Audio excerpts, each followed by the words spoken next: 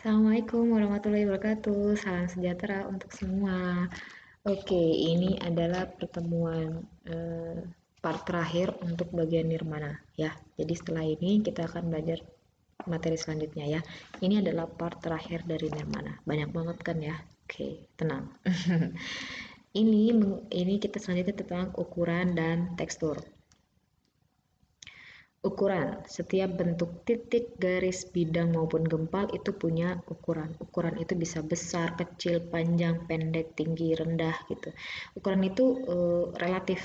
Maksud kalau dalam ini bahasa Indonesia nisbi gitu ya. Artinya nggak ada ukuran itu nggak bernilai mutlak tak gitu, nggak banyak ukurannya ya gitu. Ukuran diperhitungkan sebagai unsur rupa. Untuk itu dibuatlah suatu interval tangga sebagai paduan untuk mempermudah menyusun variasinya tuh gimana gitu supaya tercipta karya yang indah gitu. Ini interval ukuran. Kalau ini diukurin pakai doremi ya, doremi. Tapi ini sebenarnya hanya kreasi aja gitu ya, biar ini. Ini untuk interval ukuran garis, ini untuk interval ukuran bidang. Kita udah lihat sebelumnya kan, jadi agak sedikit bosen lah. Nah, ini susunan berdasar ukuran. Nah, susunan yang repetisi itu artinya ukurannya sama, bentuknya sama, jaraknya juga sama. Hasilnya apa? Kenang, statis, rapi, resmi gitu. Tapi menjemukan, artinya monoton, gitu-gitu aja gitu ya. Nah, yang transisi. Transisi ini biasanya pakai bentuk perbedaan 2 atau 3 tangga interval, artinya ukurannya nggak jauh gitu ya. Misalnya dari ukuran segini, jadi cuma segini doang gitu. Kalau bulatan segini, bulatannya segini gitu ya, nggak jauh. Biasanya menggunakan intervalnya 4, 5, 6 gitu ya, nggak jauh. Terus ini menghasilkan transisi yang harmonis. Jadi kalau kita nyusunnya juga pas, nanti ukuran ini juga akan membuat mata kita tuh lebih enak dibandingkan yang monoton itu tadi gitu ya, harmonis gitu. Nah, susunan yang ukuran 3 itu susunan oposisi. Nah, ini sebenarnya sudah tahu, udah juga ya tahu.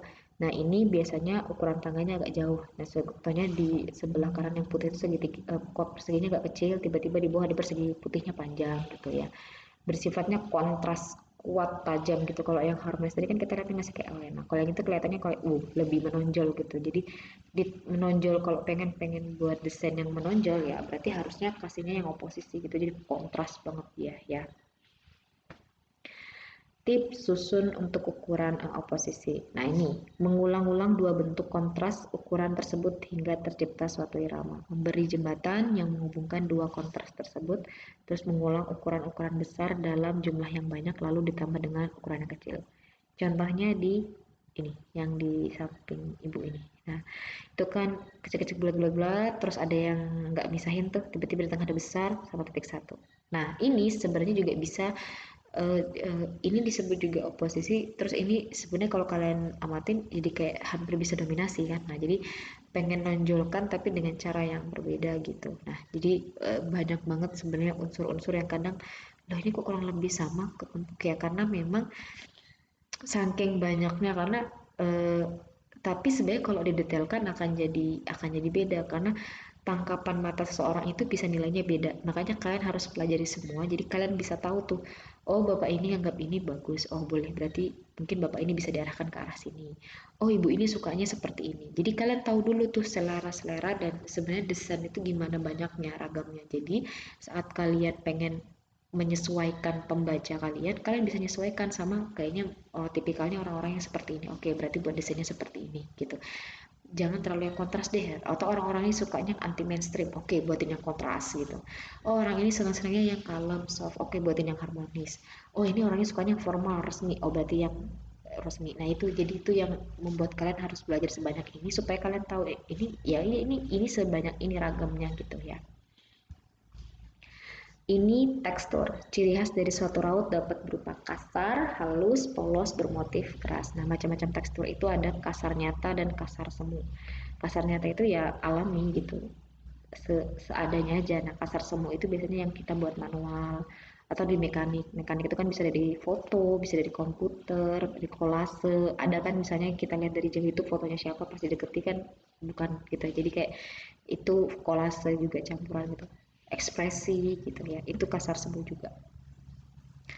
Ini tekstur kasar nyata. Untuk mendapat keindahan, lebih mudah mendapatkan keselarasan atau harmoni. Itu kalau kasar nyata. Karena kita lihat itu dalam ini contohnya yang kayak kalau nanti sih mungkin sebenarnya kalian mungkin udah pernah foto tuh kayak buat background tuh kan kadang banyak tuh kita lihat alam-alamnya. Nah itu.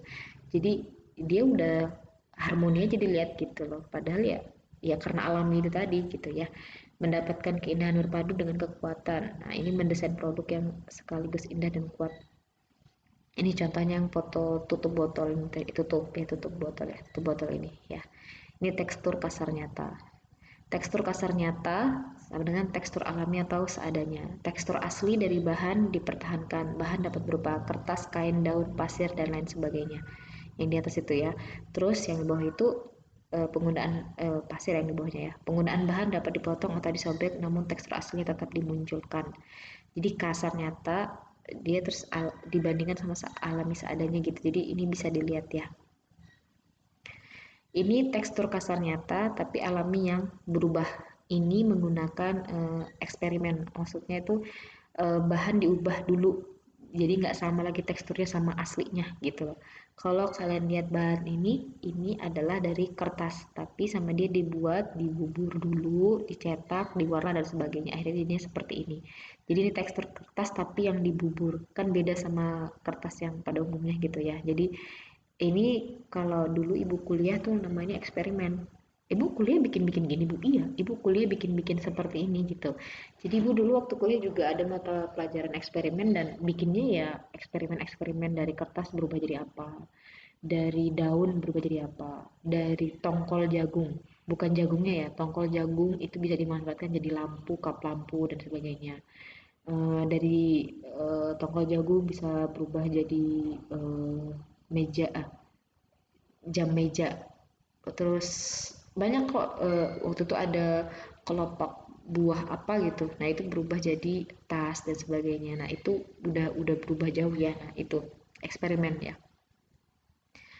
Nah ini tekstur kasar nyata. Nah tekstur yang tersusun. Nah bahan dapat disusun untuk membentuk suatu pola baru, pasir, biji-bijian, serpihan kayu dan sebagainya. Ini contohnya ya, gambar di bawah ini. Kalau kalian amati sebenarnya dari apa, dari apa ya, ini kalian bisa ngezoom badannya, kalian bisa maju-maju. Nah, ini sebenarnya kayaknya dari kemasan, bisa makanan. Ini kayaknya makanan, tapi ini kayaknya kira-kira apa nih, koran apa kemasan ya.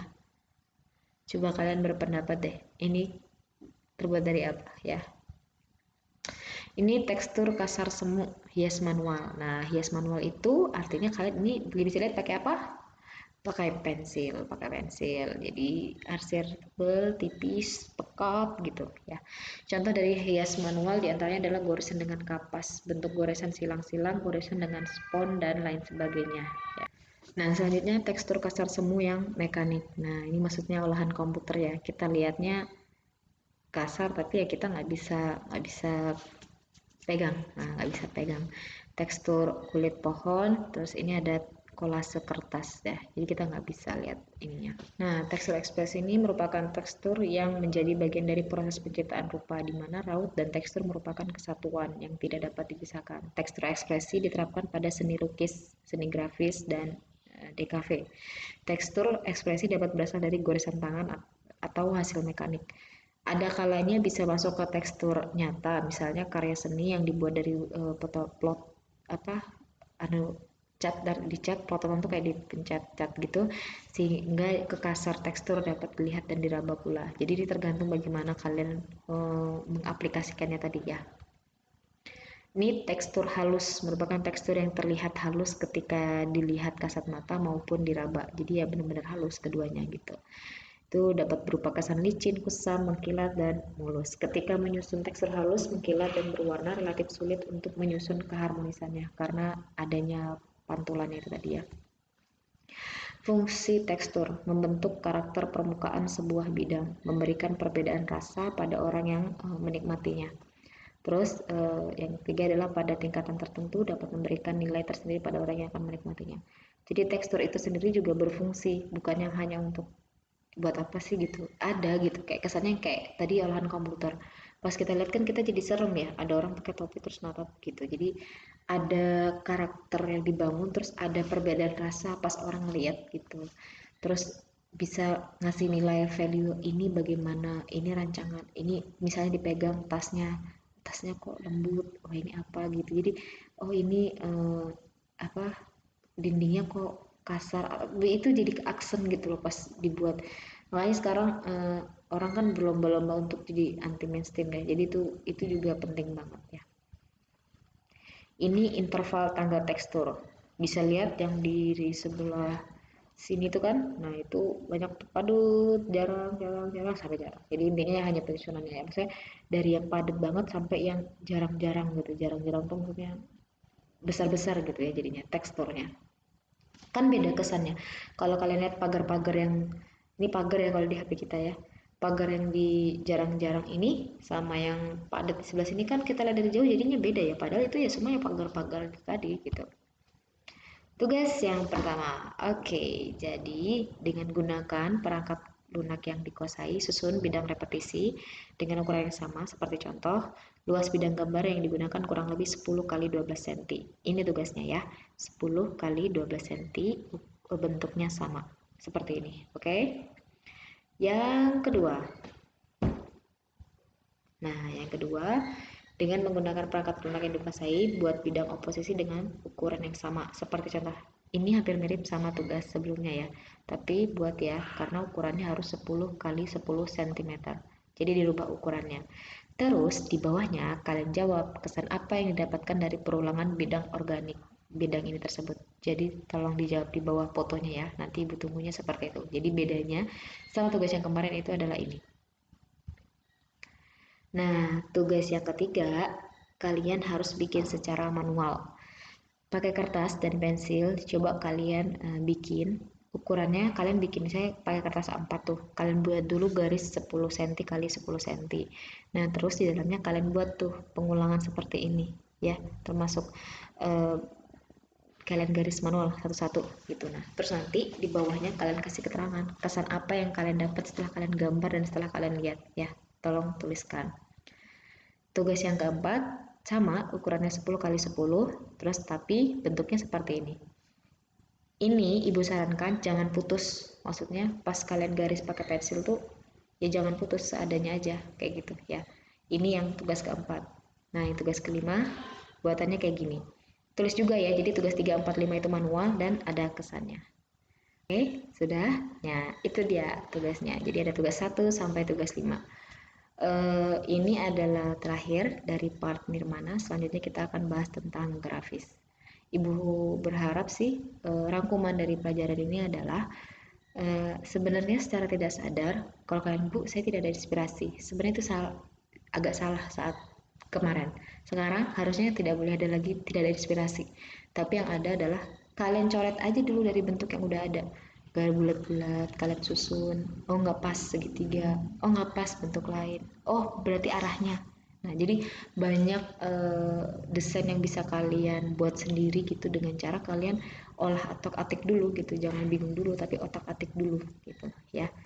Oke, saya berharap dari pertemuan pertama sampai sekarang ini teman-temannya bisa paham. Kalau ada yang tidak paham, bisa langsung seperti biasa di classroom, di YouTube, di grup atau pribadi ke ibu boleh ya. Nanti ibu jelaskan selanjutnya.